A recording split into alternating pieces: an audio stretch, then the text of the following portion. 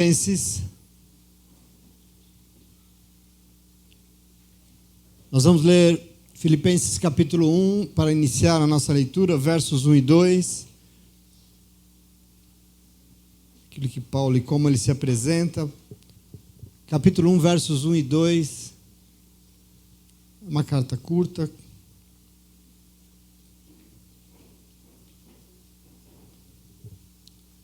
Amém? Verso 1 diz assim: Paulo e Timóteo, servos de Cristo Jesus, a todos os santos em Cristo Jesus que estão em Filipos, juntamente com os bispos e diáconos, a vocês, graça e paz da parte de Deus nosso Pai e do nosso Senhor Jesus Cristo.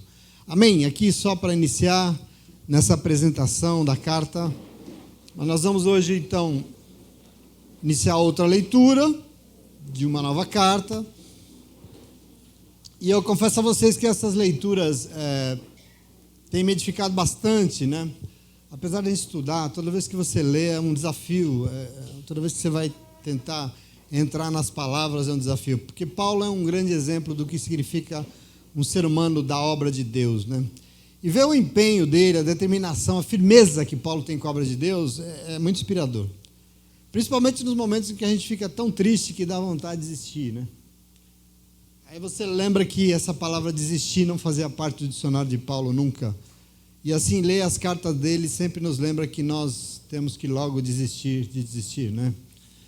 Porque aquilo que ele tem para nós é muito mais importante. Mas nós vamos iniciar hoje, então, a carta que ele escreveu para uma cidade localizada ali na Macedônia, chamada Filipos. E essa carta é mais curta do que as que a gente leu até hoje, e ela tem peculiaridades muito diferentes, inclusive diferentes daquelas duas que nós acabamos de ler, que eram tanto quanto pesadas, vamos dizer assim, né? Mas, apesar de Paulo afirmar e reafirmar que ele amava a igreja de Corintos, aquilo que nós estudamos aí por alguns bons meses, eles tinham uma relação tanto quanto conturbada, né? Paulo e os irmãos daquela igreja, sobretudo porque os crentes de Corinto costumavam envergonhar o nome do Senhor, e para Paulo isso era inaceitável, né? É inaceitável. Por isso nós lemos por um bom tempo suas duras palavras naquelas cartas, e elas são edificantes, sim, elas são, às vezes até nos envergonham, mas a realidade da igreja que estava na cidade de Filipos, ela era bem diferente. Vocês vão ver na leitura que é um outro contexto, diga-se de passagem, diferente para muito melhor, graças a Deus por isso, é um alento. Por isso, essa leitura, eu queria que você tomasse ela, talvez em 4 estudos, nós vamos ler tudo. Isso funciona como um farol mesmo, para aquilo que Deus entende como uma verdadeira comunidade do Cristo vivo, aquilo que Deus espera de nós. Então, que seja uma leitura edificante. Bom, a cidade de Filipos, na Macedônia, existe até hoje. Onde é a Macedônia? Tem a Grécia, o lugar que todo mundo sonha, todos vocês sonham em ir um dia, tal, não sei, quem foi e não me levou vai morrer seco no inferno, mas assim, a Grécia, e no norte da Grécia tem uma região chamada Macedônia, tá bom? Então, essa cidade existe lá até hoje, essa cidade de Filipos, só que ela é uma ruína histórica, ela não é mais uma cidade habitada. Mas no primeiro século, quando Paulo lá esteve, é uma cidade próspera, uma cidade que tinha, num vale, bastante agricultura, tinha minas de ouro, de prata, era uma cidade bem desenvolvida. E o nome dela, Filipos, vem da constituição da cidade, porque ela era uma antiga cidade da Macedônia e ela foi conquistada por um rei que não era à toa, era o pai de Alexandre o Grande. Quem já estudou história aqui sabe do grande Alexandre, né? O menino mais genial com relação a exércitos que já nasceu. O pai de Alexandre era o rei e ele conquistou a cidade. E o nome dele era Filipe da Macedônia. E por causa do nome dele, ele deu à cidade que ele anexou o seu nome, Filipos, né? Então é o nome da cidade. Era uma cidade um tanto quanto estratégica, porque quem desembarcasse na Macedônia, no porto, pelo mar, o mar Egeu, ali você cruza e desembarca na Macedônia, Filipos está assim, uns 12 quilômetros longe da praia. Então não era fácil, você desembarca, caminha um pouquinho e já está na cidade, né? Inclusive, isso para te lembra quando nós lemos o livro de Atos dos Apóstolos, nós já estudamos isso aqui, o momento em que Paulo desembarcou, eu vou ler um pouco para você aqui, para você rememorar. O momento em que Paulo desembarcou na praia, na Macedônia, ele caminhou um pouquinho e chegou em Filipos. Essa foi a sua trajetória. quando ele saiu da Ásia, esse foi o primeiro momento dele. Ele estava na sua segunda viagem missionária naquela época. Nós estamos falando aqui entre o ano 49 e 50, mais ou menos. Ele estava na sua segunda viagem, nós estudamos isso bem. E ele estava acompanhado de Timóteo, Silas. E pelo tom do livro de Atos, que é um tom na primeira pessoa, nós entendemos que Lucas também estava com eles. Eu vou ler, você vai entender um pouco eles. Paulo estava trabalhando fortemente ali na região da Ásia. A Ásia está aqui, a Macedônia está aqui. E quando nós lemos Atos 16, no capítulo 16, sobre tudo, diz assim, durante a noite, Paulo teve uma visão, no qual um homem da Macedônia estava de pé e lhe suplicava, em uma visão, passe para a Macedônia e nos ajude. Depois que Paulo teve essa visão, preparamos-nos imediatamente para partir para a Macedônia, concluindo que Deus nos tinha chamado para pregar o evangelho para eles. Veja, a escrita aqui tem em primeira pessoa. Quem escreveu está falando, estávamos lá. Quem escreveu estava dizendo, depois que Paulo teve a visão, nós nos preparamos imediatamente, nós concluímos que Deus, quer dizer, quem escreveu Atos, quem foi? Lucas. E ele escrevendo assim, dá a entender, ele estava com eles. Ele estava no momento, quer dizer, ele está dizendo em primeira pessoa.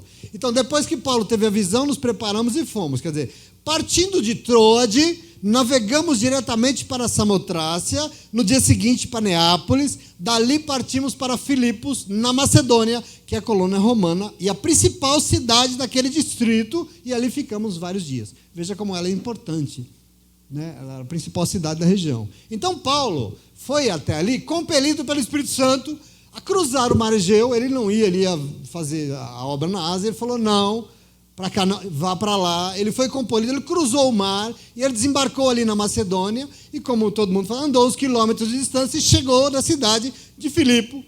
E por isso, e foi isso que Paulo fez, começou ali então a pregar o evangelho nessa cidade. Foi a primeira vez que Paulo pregou o evangelho em outro continente, fora do Oriente e da Ásia. Ele está na Europa.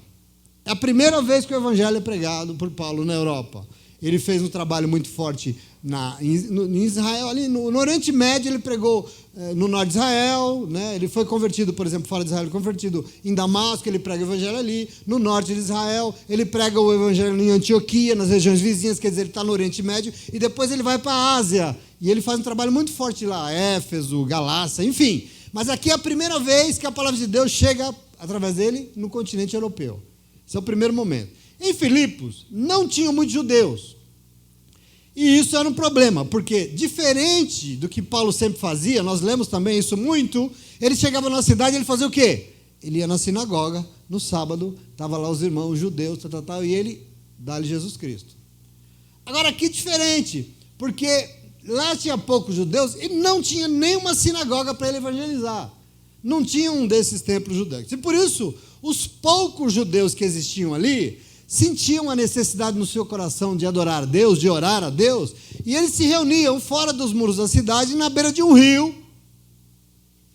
Veja que interessante. Não tinha um templo para eles orarem, mas eles queriam adorar o Senhor, eles queriam orar. Eles iam na beira de um rio, e Paulo foi lá pescar gente, como ele fazia muito bem. Veja, o rio ali chamava o rio Gangites, era um rio que passava ali perto. Então ele vai à beira do rio, foi pescar gente, e lá ele pregou, batizou algumas mulheres, e dentre essas mulheres, Atos destacou bastante uma mulher chamada Lídia. Vocês se lembram disso? Só estou rememorando rapidamente aqui, tá? Essa mulher Lídia. Atos 16, verso 13, diz assim, no sábado, saímos da cidade e fomos à beira do rio, onde esperávamos encontrar um lugar de oração, um lugar onde os judeus se reuniam para orar. Sentamos-nos e começamos a conversar com as mulheres que se reuniam ali. Uma das que ouviam era uma mulher temente a Deus, chamada Lídia, vendedora de tecidos de púrpura da cidade de Tiatira. O Senhor abriu seu coração para atender a mensagem de Paulo. Ela foi batizada, como os da sua casa. Ela nos convidou então dizendo, se os senhores me consideram uma crente no Senhor, venham ficar em minha casa. E ela nos convenceu. Tá, tudo isso nós já lemos, só estou para você entender de onde é que surge essa carta que nós vamos estudar. Depois então que ela recebe a pregação, se rendeu ao Senhor, ela foi batizada junto com as seus familiares, com a sua casa, e constrangeu os visitantes. Isso é muito importante, isso é um traço dessa carta, constrangeu os visitantes a hospedarem-se em sua casa. Ela era uma comerciante de tecidos de púrpura. O que significa isso? Púrpura é vermelho. Eram tecidos vermelhos, tecidos nobres. Só a nobreza usava vermelho. Era um tecido caríssimo. Significa que ela não devia ser de poucas posses. Ela era uma coisa talvez muito bem sucedida. A Bíblia dá conta que a primeira igreja constituída cristã na cidade de Filipos começou na casa de Lídia. Olha que sensacional isso. Os irmãos não mais na beira do rio, agora tem um lugar para se reunir, na casa dela. Então, isso é muito relevante. Em Atos nós lemos também que a pregação de Paulo em Filipos foi uma bênção, alcançou muitas pessoas, o Senhor estava sendo conhecido, mas também a pregação ali atraiu muitos problemas para ele. Muita dor de cabeça. Atos 16, a partir do 16, diz que certo dia, indo nós para o lugar de oração à beira do rio, encontramos uma escrava que tinha um espírito pelo qual predizia o futuro. Ela ganhava muito dinheiro para os seus senhores com adivinhações. Essa moça seguia Paulo e a nós, gritando: esses homens são servos do Deus Altíssimo, lhes anuncia o caminho da salvação. E ela continuou fazendo isso por muitos dias. Finalmente, Paulo ficou indignada. Voltou-se e disse ao espírito: em nome de Jesus Cristo eu lhe ordeno, saia dela. No mesmo instante o espírito a deixou. Percebendo que sua esperança de lucro, de dinheiro, tinha se acabado, os donos da escrava agarraram Paulo e Silas e arrastaram para a praça principal diante das autoridades. Então veja, isso tudo eu estou falando da constituição dessa igreja. Paulo expulsa o demônio, a mulher fazia adivinhações, mas os seus donos ganhavam dinheiro, se aproveitavam, ganhavam uma boa grana. E quando Paulo expulsa o demônio, acaba a grana, eles incitam a população e Paulo é levado e a população, inclusive, vão espancá-los violentamente. Veja o versículo 22, diz assim, a multidão ajuntou-se contra Paulo e Silas, os magistrados ordenaram-lhe que se tirassem as suas roupas e fossem açoitados. Depois de serem severamente açoitados, foram lançados na prisão e o carcereiro recebeu instrução para vigiá-los com cuidado o tempo todo. Vocês lembram dessa passagem? Onde se deu isso? Em Filipos. Na prisão, só para meio arrematar aqui, a famosa noite que Paulo e Silas tiveram, acorrentados, açoitados, vigiados por 6 guardas de 2 ciclos, acorrentados nos pés e nas mãos, e em meio aos hematomas, os dois fazem o quê? Abre a boca e começa a louvar ao Senhor. E quando bocas são abertas para louvar o Senhor em meio às dores, o que acontece? O céu se abre. E quando o céu se abre, acontece o quê? A terra treme. E glória a Deus por isso. Um terremoto abalou os alicerces da prisão na cidade de Filipos para Deus libertar os seus servos. Não tem cadeia para quem é fiel e para quem não é, tem o quê? Não sei, mas para quem é fiel não tem cadeia não, em nome de Jesus. Então aqui está um pouco para você entender onde é que surge essa igreja na palavra de Deus. Como é que ela começa? Como é que Paulo fez ali? Como ele constitui essa igreja? E ele tinha um carinho enorme pela igreja de Filipenses. É um negócio impressionante. Ele sempre tinha e mantinha contato com ela. Ele fazia questão. Diferente das outras, lá com eles, ele se sentia muito mais confortável. A ponto dessa igreja ser a única em que Paulo aceitou, de bom grado, receber doações financeiras, não só uma vez. É importante. Essa atitude mostra que Paulo tinha uma proximidade maior com os crentes de Filipe, porque ele sempre se mantinha firme naquele orgulho santo que nós estudamos no final da carta de... Lembra aquele orgulho santo? Ele não pedia dinheiro para ninguém, ele não aceitava dinheiro das igrejas, ele pregava o evangelho gratuitamente, ele faz questão de dizer. Mas em Filipos, e de Filipos, ele não tinha problema com isso. Quando nós estudamos lá na outra carta, ele não tinha problema de receber a doação deles. Se Paulo aceitou de bom grado as doações financeiras dessa igreja, é porque neles Paulo tinha um enorme afeto, Paulo tinha consideração, Paulo tinha confiança, sobretudo que não vão falar dele. O contexto é outro, parece que é outro, né? É outra igreja, não tem jeito. Ajudaram Paulo, por exemplo, a primeira vez. Teve um momento que Paulo saiu da Macedônia, ele desceu para Coríntios, depois a igreja ficou sabendo que ele estava preso, e passando por necessidades. Então essa igreja fez uma coleta e encarregaram um sujeito chamado Epafrodito, vocês já ouviram falar dele na Bíblia, Epafrodito, para levar as ofertas para Paulo, mas não só. Você leva essa oferta para ele, que ele está passando necessidade, mas você fique lá, morando com ele, e ajude ele em tudo o que ele precisar. eu quero que você vá construindo comigo todo o carinho que tinha entre eles, o cuidado, o zelo que essa igreja tinha. A Bíblia diz que Epafrodito adoeceu, Paulo disse isso, e ele depois ficou muito doente, ele falou, Paulo, eu preciso ir embora, eu preciso ir para casa, e ele foi embora. E quando ele vai embora, quando ele volta, Paulo então se despede dele e deu a ele essa carta. Deu a ela essa carta que ele tinha escrito, essa carta linda, cheia de gratidão, por um momento que ele estava recebendo todo aquele carinho da igreja, encorajando a igreja a permanecer como sempre foi, o quê? Fiel ao Senhor.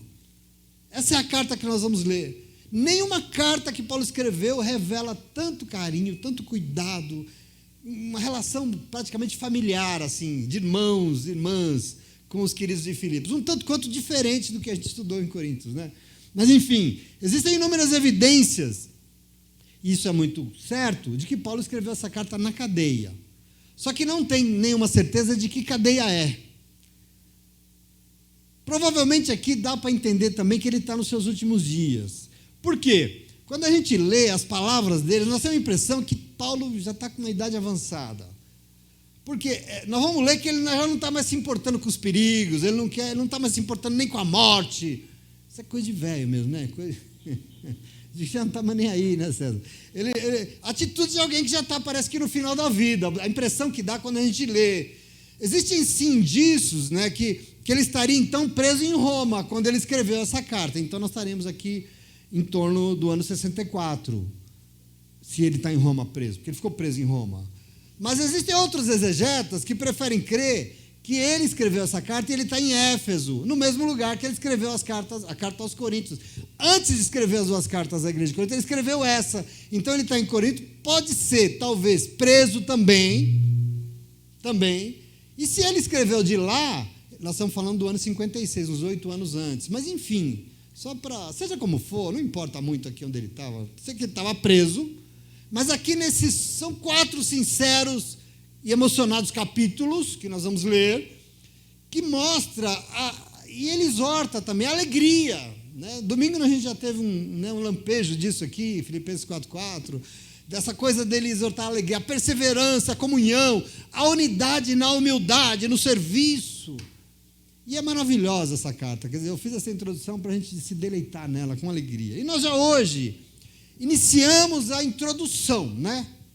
Vocês entenderam aqui onde está a igreja, onde está e por que, aonde ele escreveu essa carta? As razões que nós vamos tentar entender, tá bom? Nós lemos a introdução, e como é que ele se apresenta aqui? Ele diz assim, ó, Paulo e Timóteo, servos de Cristo.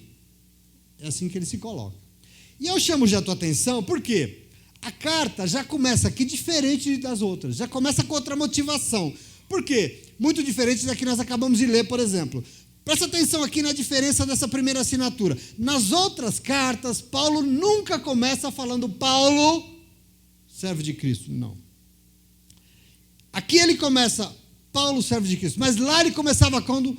Paulo, apóstolo de Jesus Cristo. Ele tinha a necessidade de se afirmar quem eu sou, o meu ministério. Não é assim que ele começa a carta de Coríntios, por exemplo? Paulo, apóstolo de Cristo Jesus? Mas aqui não. Vai vendo a intimidade. Aqui é só Paulo mesmo. E vocês acham por quê? Sabe por quê? A verdade é que aqui Paulo não vai precisar se afirmar no ministério, reafirmar o seu ministério. Ele não tem necessidade, porque a igreja de Filipos jamais contestou a autoridade de Paulo, jamais contestou o ministério de Paulo, como fizeram, por exemplo, em Coríntios. Mais do que um apóstolo entre vocês, eu sou um servo de Deus, eu sou um servo de Cristo Jesus. Percebe como ele começa? E ele diz, Paulo e Timóteo, servos de Cristo. Timóteo, com certeza, além de ajudar Paulo na obra, estava nesse momento que ele escreveu, do lado dele. E, obviamente, aqui ficou de fora Silas, que também estava lá, a gente sabe, e Lucas, que não é citado, mas Lucas que escreve e dá conta. Né? Veja o verso 3. Vamos ler 3, 4, 5. Entenderam aqui a introdução um pouco? Vamos perceber esses detalhes que são importantes. Ele diz assim no verso 3, ó, agradeça a meu Deus toda vez que me lembro de vocês.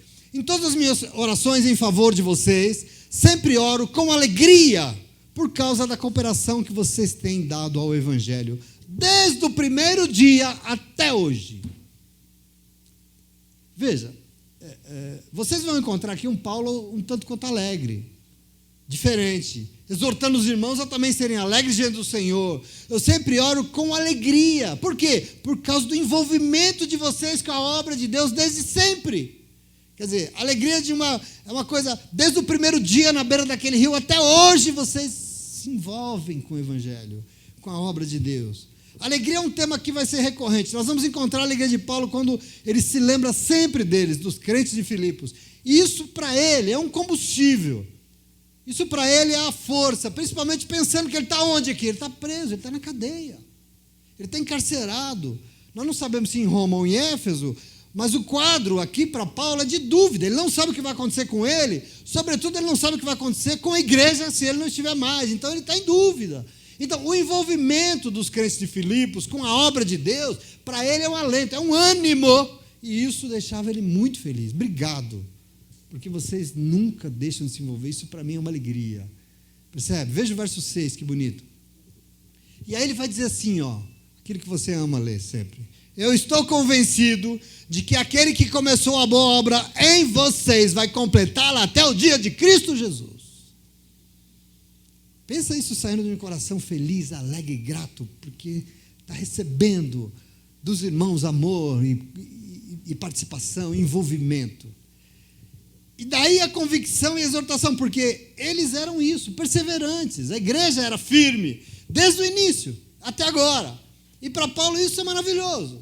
Então essas palavras dele de exortação demonstram todo um coração dele agradecido, ele está muito grato, porque Paulo tinha uma certeza: quem se envolve com as coisas de Deus jamais fica sem resposta, nunca. É isso que ele está querendo dizer, nunca. Por isso Paulo afirma essa convicção: o Deus que chamou, o Deus que alcançou vocês na beira daquele rio, só começou algo na vida, de vocês. Já se passaram aqui, sei lá quantos anos?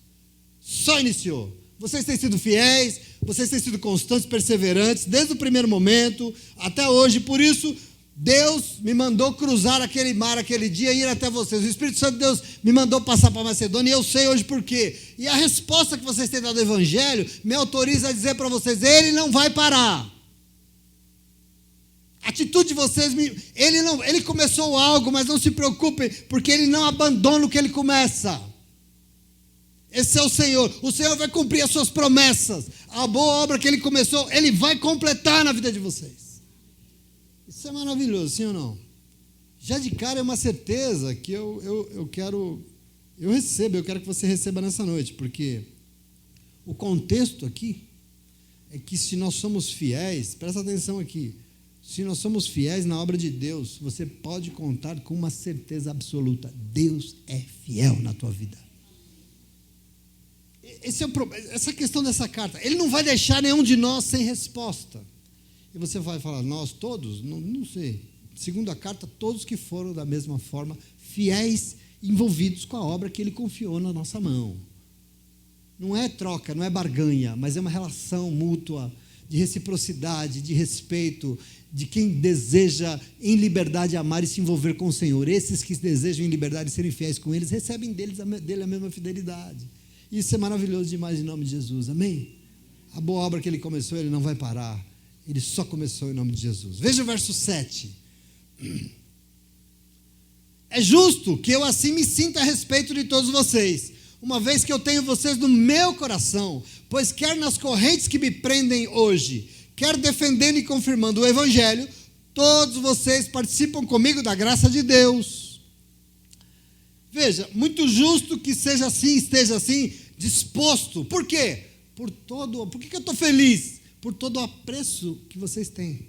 Pelo apreço de vocês, uma vez que eu tenho vocês em meu coração, independente do lugar que eu esteja, né? Veja aqui, aqui ele já faz uma citação, ele está onde? Preso. Que ele está dizendo: eu amo vocês, quer nas correntes que me prendem, quer caminhando, confirmando e defendendo o Evangelho. Onde eu estou, não importa que eu estou preso. Todos vocês participam comigo da graça de Deus. Quer dizer, se Paulo diz que tudo que ele faz é gratuito, é gratuitamente, ele exalta e elogia, porque a igreja de Filipos, mesmo sabendo que ele não pediu o que ele fazia de graça, quer tomar parte e ajudar na obra de Deus. É isso que ele está dizendo. E é maravilhoso demais, esse comprometimento. Veja o verso 8. Vocês estão entendendo até aqui? Está claro? Se não tiver, vocês tacam a cadeira, não sei. Diz assim, verso 8: Deus é minha testemunha de como tenho saudade de todos vocês com a profunda afeição de Cristo Jesus. Olha isso, né? Parece uma carta de amor, né? Ele está se declarando. Vai confirmando aqui tudo que eu estou dizendo para vocês, porque a maneira como ele se declara aos irmãos e às irmãs de Filipos é diferente. Lógico que Paulo tinha apreço por todas as igrejas. Quando a gente leu a carta de Coríntios, ele falava: vocês sabem o quanto eu amo vocês. E ele afirmou: o quanto uma das minhas maiores aflições, a maior agonia que eu tenho vai aqui dentro, é dentro do meu coração. Eu tenho uma aflição pela responsabilidade que eu tenho com todas as igrejas. Mas aqui a caneta dele com a igreja de Filipos é de um carinho diferenciado, né? Veja o verso 9, vou ler até o 11, só para ir confirmando o que nós já estamos falando. E ele fala então: esta é a minha oração, que o amor de vocês aumente cada vez mais, em conhecimento e em toda percepção, para discernirem o que é melhor, a fim de serem puros e irrepreensíveis até o dia de Cristo, cheios do fruto da justiça, fruto que vem por meio de Jesus Cristo para a glória e louvor de Deus. Até na oração, até orando por eles, ele deseja o melhor, né? Ele quer o melhor para eles. É um amor que supera, e aqui eu não estou falando de um sentimentalismo, é isso que eu quero que você conclua comigo. Não é um sentimentalismo, gostando de você. Não, é uma relação muito sincera, de envolvimento. Inclusive que ele diz, é um amor que ele tem que não é dele, mas decorre do amor de Cristo. É o que ele diz aqui. É o amor de Jesus, por meio de Jesus Cristo, que eu tenho isso no meu coração com relação a vocês. Verso 12. E ele vai dizer assim: quero que saibam, irmãos, irmãs, que aquilo que me aconteceu tem antes servido para o progresso do Evangelho. Só ele. Quero que saibam que isso que me aconteceu... O que me aconteceu? Foi preso. Está cativo.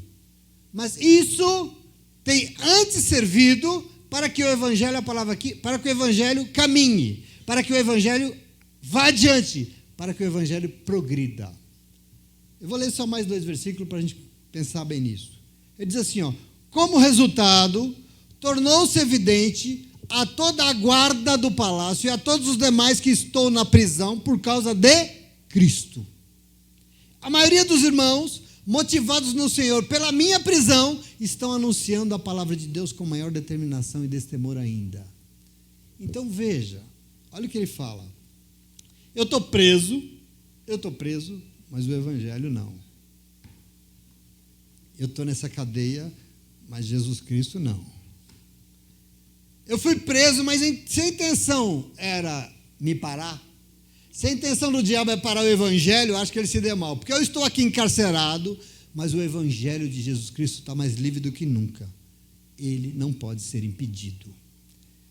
Enquanto eu estou aqui nessa cadeia, presta atenção aqui, os guardas e todo mundo que está aqui já sabem a razão por qual eu fui colocado aqui. Qual é a razão?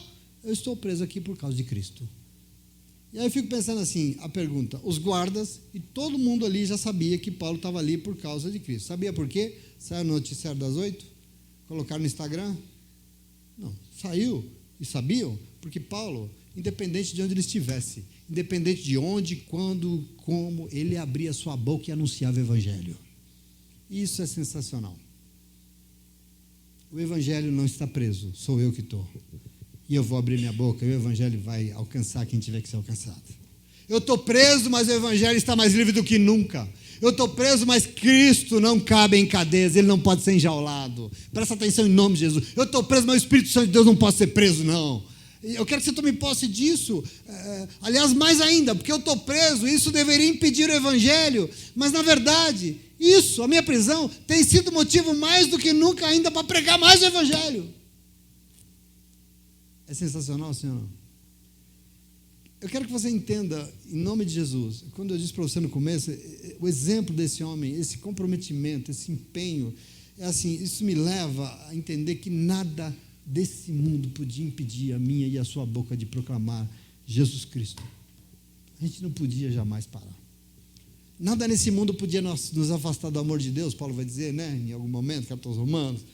Paulo diz mais, eu estou preso, mas isso que deveria ser um problema para impedir o Evangelho, na verdade, motivou todos os irmãos e as irmãs lá fora. E eles estão motivados no Senhor por causa da minha prisão. E eles estão se envolvendo muito mais com o Evangelho. Eles estão falando, eles estão anunciando mais do que nunca, com maior determinação, sem medo, a palavra, com audácia, a palavra de Deus.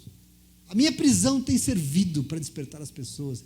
E o Evangelho está viajando mais do que nunca, está caminhando, está progredindo, está indo mais do que nunca, querido. E eu fico sempre me perguntando e me questionando, assim, porque a gente tem vivido um tempo que as pessoas estão de boca fechada para o Evangelho, né? A gente tem a boca aberta sempre para falar de tanta coisa, mas o Evangelho não é uma delas. E eu fico pensando, por que será, né? Por que será que a gente tem tanta dificuldade de falar o quanto Jesus Cristo é maravilhoso, né? Eu estava até ontem com a minha esposa numa loja vendo um negócio e o vendedor era um daqueles irmãozinhos assim, tímido, mas ele tem uma chance, a gerente saiu do lado dele, Jesus Cristo, né? Isso para a gente foi muito legal. Aliás, nós compramos lá por causa dele, acho. E ele empolgado, falando que hoje em dia as igrejas estão tudo perdidas, jovem, as igrejas estão tudo perdidas, mas ele acreditava na palavra de Deus, ele acreditava que o Senhor e tal, e é bonito demais ver, é lindo ver, e a gente ali, eu fiquei encantado com ele, assim, sabe, com a animação. Qual tem sido o nosso problema, querido? A gente tem uma dificuldade de falar, né? Para falar para crente é fácil, né? Na igreja a gente fala, irmão, Deus é maravilhoso, Jesus Cristo é lindo, mas e lá fora? Para convidar uma pessoa para a igreja é uma luta, né? Não é que você tenha que ser um inconveniente desse chato que fica enfiando Deus goela abaixo dos outros, que nem quer saber, não é isso. Antigamente, para evangelizar, a gente era os inconvenientes do caramba que a gente ia para a praça gritar, ou então enfiava Jesus goela abaixo. Jesus não está a fim de enfiar goela abaixo, mas nas oportunidades que foram criadas, você tem o compromisso de abrir a tua boca e pregar e anunciar Jesus Cristo. Isso que eu vejo aqui de uma forma tão bonita, é maravilhoso isso, porque o problema é que se o Senhor quer se fazer conhecido, para isso acontecer, nós que já o conhecemos, nós temos que ter essa vontade, entende? Isso é muito importante para nós. E você não sabe como isso é valioso. Se o Senhor quer se fazer conhecido no mundo, nós que o conhecemos, quem não conhece tudo bem, mas você que o conhece, você tem todo o compromisso e com determinação, com audácia, a mesma audácia desses irmãos aqui. E Paulo comenta que independente da situação, independente do que está enfrentando, independente de onde estivermos, nós temos que abrir a boca e anunciar o Evangelho. Porque essa é a nossa resposta para o mundo. Para quem quer que seja, o Evangelho. E é bonito isso. Muita gente lá fora está gemendo e não faz a menor ideia de que tudo que ela precisa nesse mundo é do Evangelho. E veja, eu estou hoje falando para o povo, e não é qualquer povo, nós somos povo que temos o Evangelho. E eu queria dizer para vocês, isso é um desafio. E nós temos, porque o Senhor tem nos dado, sim ou não? Dia após dia, o Senhor tem nos dado Evangelho. As pessoas têm vindo aqui na frente e a palavra de Deus tem sido revelada para você em nome de Jesus. A palavra de Deus inspirada tem sido revelada para você. Então você tem. Se você tem, o Senhor espera que você proclame. Isso é muito importante. Mas eu não sou pastor, eu não estou perguntando se é pastor. Estou falando que você tem boca, tem língua, você sabe falar. E você recebeu do Senhor, então você tem que abrir a boca. E o Senhor espera isso de nós. Por isso Paulo nos lembra que nós possamos abrir nossa boca e libertar o Evangelho das cadeias que estão aqui dentro, em nome de Jesus. Amém? Verso 15. Está acabando já, tá? Fica triste, não. Até o 18. É verdade que alguns pregam a Cristo por inveja e rivalidade, mas outros o fazem de boa vontade. Estes o fazem por amor, sabendo que aqui me encontro para a defesa do Evangelho. Aqueles que pregam a Cristo por ambição egoísta, sem sinceridade, pensam que estão me causando sofrimento enquanto estou aqui preso. Mas o que importa? O importante é de que, de qualquer forma, por motivos falsos ou verdadeiros, Cristo está sendo pregado. E é por isso que eu me alegro. A fonte de alegria dele. É verdade que tem alguns que pregam a Cristo por motivações erradas. Por quê? Porque fazem isso por inveja de mim. Pregam o Evangelho para rivalizar comigo. Mas são só alguns pouquinhos bobões. São os bons. Porque a maioria dos irmãos abre a boca para anunciar o Evangelho de Cristo, fazem de boa vontade, ele fala, né?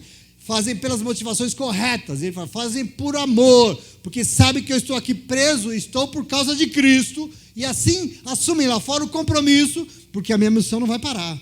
Eles se comprometem e a obra não para. Percebe? As motivações corretas. Quem prega a Cristo por inveja ou por ambição egoísta, quer dizer, fica pregando, pensando só nos seus interesses, é um pouco isso, sem compromisso com a verdade, pensam que estão me fazendo sofrer aqui na cadeia, só que não. Sabe por quê? Porque para mim pouco importa a motivação de quem prega. Minha alegria não está nas pessoas que pregam ou no que move o seu coração. A minha alegria está que de uma forma ou de outra Cristo está sendo pregado, e isso é o que me alegra em nome de Jesus. Essa é a minha motivação em nome de Jesus. Isso é o que me impulsiona. Amém? Então, como eu já disse para vocês, é uma carta que nós vamos continuar a ler semana que vem, mas repleta de sentimentos bons. E ele escreve a essa igreja que para ele era motivo de muita alegria. Por isso ele já de início fala das muitas coisas que alegravam o seu coração com relação aos irmãos e às irmãs de Filipos. É uma relação muito bonita. Era uma igreja comprometida com a obra de Deus. Aqui está o traço, eu quero hoje deixar isso para você. No início, eles celebravam a sua fé sem ter um lugar nem para as suas reuniões, né? Quer dizer, eles iam para a beira de um rio orar. Eles iam para a beira de um rio adorar. Essas pessoas que eu estou falando. Eu acho isso, não sei se você acha isso bonito, eu acho isso lindo, né? Pensando num tempo de tanta facilidade, né? Eu já vi testemunhos de pessoas que antigamente, na antiguidade, pegava mulheres, filhos, andava a pé 10 quilômetros para ir no culto domingo, né? Dá de chuva. Hoje a gente tem tanta facilidade que eu fico pensando assim, vai lá, pega a pessoa no colo, né? Põe sentado no carro, leva lá, então vamos, não vou, mas eu te levo no colo, não quero ir. Tanta facilidade. Vamos lá, tem um café da manhã lá de hotel. Você vai se alegrar, vai ser um dia lindo. Você vai ficar lá 2 horas, você vai ser abraçado, você vai encher a tua alma de coisas boas, você vai receber um ensinamento que vai transformar a tua vida. Não quero. E eu fico olhando para essas pessoas, eu fico olhando para essa motivação, para esse compromisso. A igreja de Filipos não tinha nada disso, era uma igreja que não igreja tinha. Ia para a beira de um rio, mas nada impedia esse povo de adorar o Senhor. Eu quero que você entenda isso. Mesmo antes de conhecer a Cristo, eles iam para a beira do rio orar. Paulo chega lá e encontra esse povo determinado e apresenta a eles Jesus, e eles aceitam, eles se convertem, eles são batizados. É maravilhoso. Lídia e a sua família está entre eles. A primeira coisa que ela faz, e aqui eu quero que você entenda o traço dessa igreja. A primeira coisa que Lídia faz quando se converte e é batizada é o quê? Se comprometer com a obra de Deus. Ela convida Paulo, Timóteo, Silas e Lucas para se hospedar na sua casa. Ela quer ajudar. Ela quer acolher a obra de Deus. Aliás, ela se compromete muito mais, porque a sua casa se tornou o primeiro lugar de adoração, de reunião da comunidade do Cristo vivo que se formou em Filipos.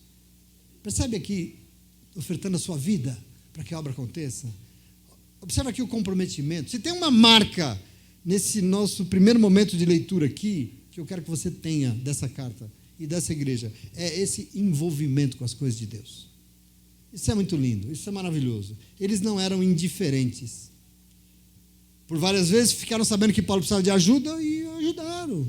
Juntaram dinheiro, mandaram para ele. E deles, Paulo recebeu de bom grado, porque ele sabia que era de coração. Mas não só, mandou o irmão, fica lá com ele, ajuda ele, mora lá com ele. Isso que é? Preocupação com a obra de Deus. Sabiam do valor de Paulo e que ele não podia parar. A gente tem que ajudar para que essa obra continue. Nos alcançou, tem que alcançar outras vidas. Vamos nos envolver. Eu fico emocionado. Porque algo que eu e você precisamos entender é que com esse tipo de povo comprometido assim com a obra, envolvido, fiel, Deus também se compromete. Deus também se compromete. Por isso Paulo nos lembra a eles que o Deus que começou a boa obra na beira daquele rio, ele ainda não terminou. Ele ainda não acabou. Ele vai continuar. Ele vai prosseguir em abençoar. Ele vai completar o que ele prometeu, porque ele é fiel com quem é como ele. Ele é fiel com quem também é fiel, em nome de Jesus. Amém? Você entende isso?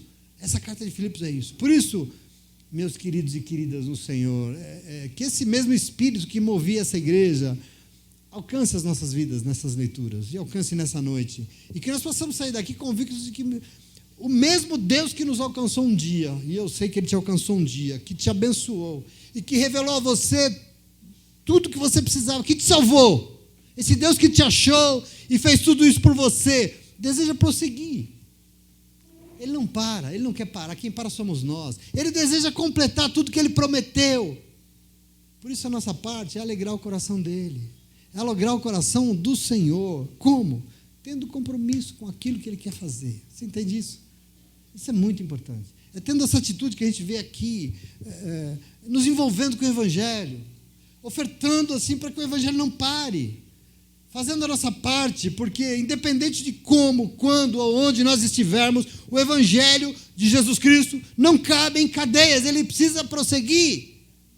Ele não cabe numa igreja, ele não cabe numa pessoa, ele é para o mundo. Ide por todo o mundo e pregai o Evangelho. Alcance as vidas, batizem, ministrem. Ele não pode ser preso às quatro paredes de uma igreja, a nossa denominação, a nossa doutrina, a nossa religião. O Evangelho de Cristo Jesus não cabe na nossa religião, ele é muito mais. Ele não foi feito só para nós, ele foi feito para todos. E isso só vai acontecer quando o povo de Deus tem uma atitude dessa, entender que só vai acontecer, alcançar quem o Senhor espera com o nosso envolvimento em nome de Jesus. Se as cadeias existem, existe também um povo comprometido que abre a boca e louva, que abre a boca e anuncia o Evangelho, que abre a boca e consegue abrir o céu e abala as estruturas deste mundo. É isso que você precisa entender. Vidas são mudadas, situações são libertas, porque o povo de Deus louva, abre a boca e anuncia o Evangelho. Abre a boca e vai visitar as favelas, leva alimento, sim, mas lá prega Cristo Jesus, abraça e ora pelas pessoas nos lares.